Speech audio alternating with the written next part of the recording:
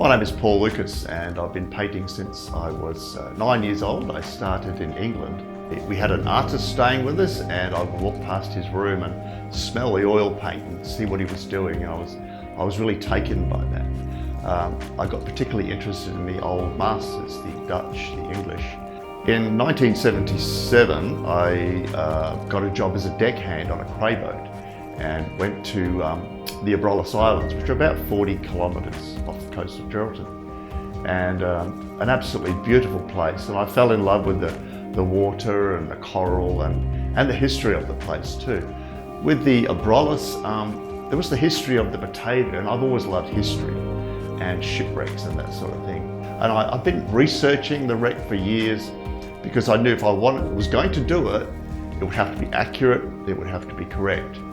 So I even went to lengths of buying a model of the Batavia because I wanted to get the rigging right. I've worked on these reefs as a crayfisherman and it's actually bringing back occasionally a chill of what I experienced, because some of those breakers were just like 30 feet and you're going up them in a boat. You come over and the boat shudders and there's just a massive foam and spray and they hiss as they go over, and it's frightening. So I think I've portrayed that quite well.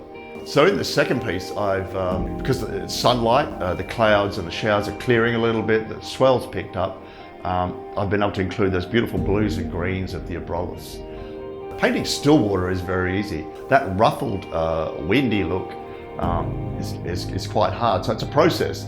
I begin with painting what's on the bottom of the water, which is out there. There's a lot of plate coral, staghorn coral, and where the water runs over it, it tends to stretch out and distort the image under the water. It's a bit like having a large sheet of glass and bending it. Everything is curved. And so establishing those corals, and then you paint the surface of the water because your eye will go to the surface and then you will see through, creating a realistic effect of water and depth.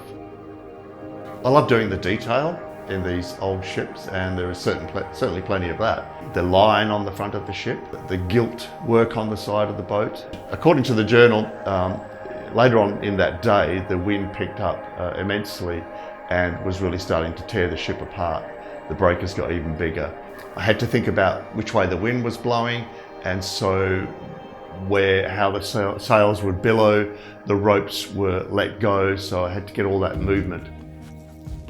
With these historical pieces, it's a little bit different, but I wanted to include both aspects, the history of the event and the feeling of the isolation of the Abrolhos and the raw beauty of the place itself and the desperation of the people in the story.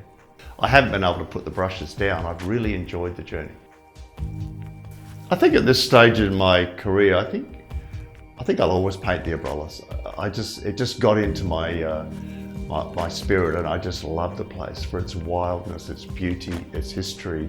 Yeah, the water is crystal clear 12 months of the year, and I'll get out there whenever I can, and I'll paint other places, and I have, but I'll always go back to the Abrolhos. It's got special significance to me.